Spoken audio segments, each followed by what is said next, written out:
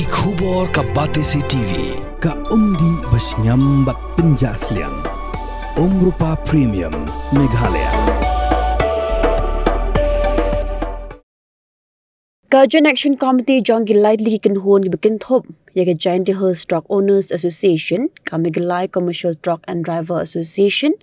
but ko all Giant Cement and Clinker Transportators Association, klapen bena bakla wengno ya ke jingki ke baklambo por hadin bo Deputy Commissioner John ka East Khasi Hills District ulakular benshim kya na ke bentaban khot ya kren ya ke arliang mamla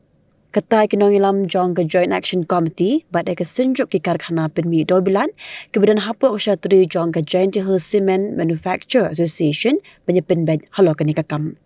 Presiden ke JAC uba biang shwa shilau lepen tip balada ke jingkran, kam urlong kat kum ke jingdawa, ke JAC ke nyat bet syakmat, ban penlong ke jingki ke baklambo por. Kita lihat ke Joint Action Committee, dah em cái meeting của man ini udah, dah cimi kerai wo, strike nak kang serap i kiri company, udah buat kamu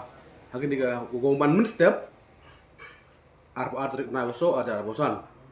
dan ni dekat sini sausuk, dekat sini kemen, wah kamu jing kod di sini em buram nyoi, yang gak East Giant Hill, dari cami office yang DC, rangkap OSP. Da ewi iga acaran wa tok penjetiam UI wa kini ki semen factory wi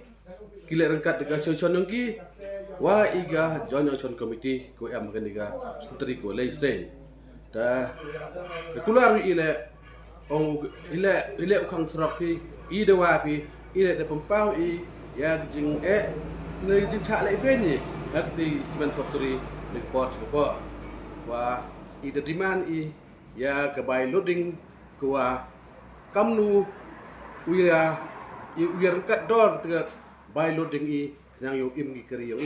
kamu man kan kira egi ke dor kam tami keri ko la chasa te egi ke kam ngat imon ke kam ngat isnya yo ki ichem im le ha de yo le ka dongai de kata kam te udisi ne de kular wi wa to jabha wen kan strat yo pi wah ngawo kulat ngawo himkia wo puro arliang yo iklam yo pembaji hagdu hagni kitia ko wan tarik umbo gatte tadau yo poni lo dusi to do de himkia do wo khod woro pun arliang yo lukti kini ko pencam disi umah ni ko job uman ko la bajar ti yo ele ikri jeng kwa wa da peman il ke pot